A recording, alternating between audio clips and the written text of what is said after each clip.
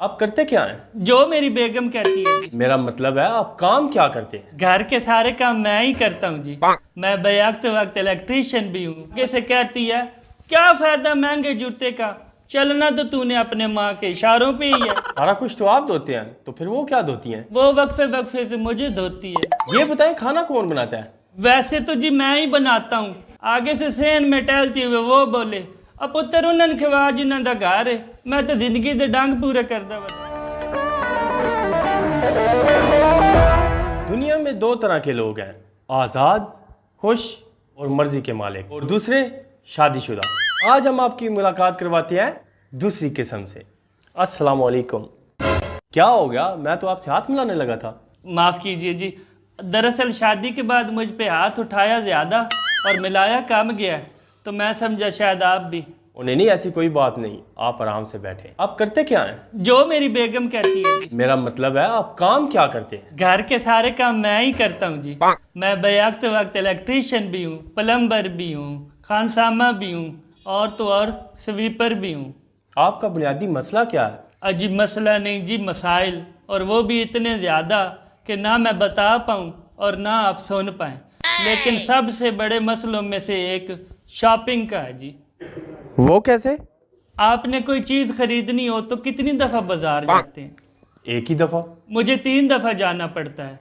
एक दफ़ा बेगम को चीज़ पसंद आती है, दूसरी दफ़ा वो खरीदती है, और तीसरी दफ़ा? तीसरी दफ़ा वापस करनी। ये तो आपके लिए कुछ नहीं खरीदती? अब ऐसी भी कोई बात नहीं, कभी कभी तो मुझे स्पेशल शॉपिंग करवाने लेके जाती है। क्या? जूते, कपड़े, जेवर, परफ्यूम। आपके लिए? और नहीं जी, मेरे लिए कहाँ, अपने लिए। मुझे तो जी ज़्यादा से ज़्यादा चप्पल, और वो भी सस्ते वाले। मैं कहता भी हूँ कि बेगम जूते ही ले देना है तो कोई महंगे वाला ले दो।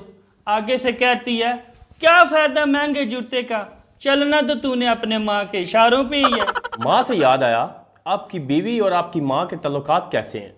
जी दोनों के वही तल्लुकात हैं जो दो दुश्मन एटमी ममालिक के आपस में होते हैं। सारा दिन दोनों की लफ्जी गोलाबारी जारी रहती है। उन दोनों की लड़ाई में फिर आपका क्या बनता है? मेरा जी सैंडविच बनता है, और क्या बनना। आपने सुलह सफाई करवाने की कभी कोशिश नहीं की? कोई एक दफ़ा जी, लाख कोशिशें की हैं। अभी 2 दिन पहले ही मैं बाज़ार से सेब ले आया कि चलो सारे इकट्ठे बैठ के खाएंगे। मैं सेब लेके माँ के पास गया और कहा, अम्मी जी आ जाएं, सेब खाते हैं। आगे से कहती, खिला उस चुड़ैल को, सुबह से मेरे साथ लड़ लड़ के थक गई होगी। वहीं से मैंने बेगम को आवाज़ दी, मैंने कहा चलो तू ही आ जा। आगे से कहती, खिला अपनी माँ को जिसके पल्लू से तू हर वक्त बंधा रहता है। दोनों से तंग आके मैंने अब्बा जी को आवाज़ दी कि चले अब्बा जी आप ही आ जाएं। आगे से सेन में टहलती हुए वो बोले, अब पुत्र उन्होंने खवा जिन्हों का घर है, मैं तो जिंदगी के डंग पूरे करदा वदा। तंग आके मैंने 200 रुपये किलो वाला सेब गली में 100 रुपये किलो के हिसाब से बेच दिया। आप दोनों का दिन कैसे गुजरता है? धोते हुए। क्या? मेरा बर्तन, कपड़े, घर का फर्श धोते हुए। सारा कुछ तो आप धोते हैं, तो फिर वो क्या धोती हैं? वो वक्फे वक्फे से मुझे धोती है। ये बताएं, खाना कौन बनाता है? वैसे तो जी मैं ही बनाता हूँ, लेकिन जिस दिन मुझे सख्त सजा देनी हो ना, तो फिर बेगम बना देती है। इसका मतलब है उसे कुछ अच्छा नहीं बनाना आता। अच्छा बनाती है ना जी। क्या?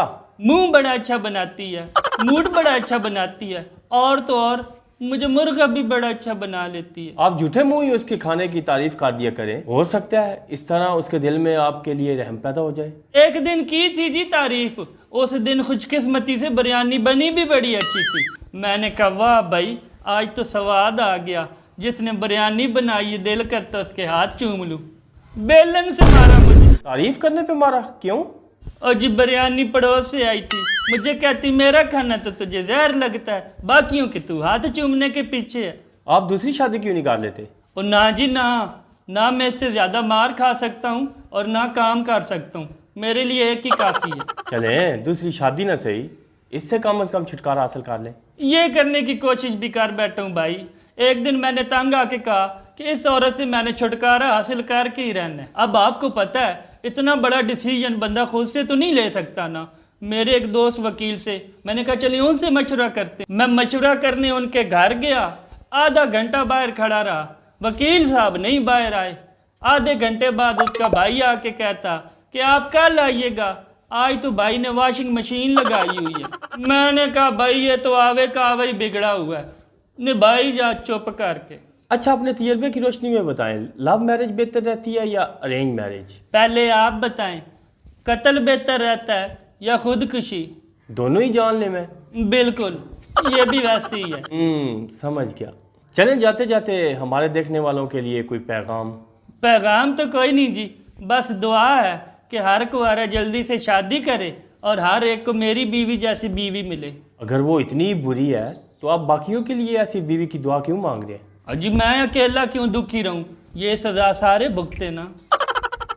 नाजरीन, आपको हमारी ये ऑडकास्ट कैसी लगी कमेंट सेक्शन में ज़रूर बताइएगा। मज़ीद ऐसी ऑडकास्ट देखने के लिए हमारा यूट्यूब चैनल और फेसबुक पेज नच्छी बिल्लू को सब्सक्राइब करें। अल्लाह हाफिज़।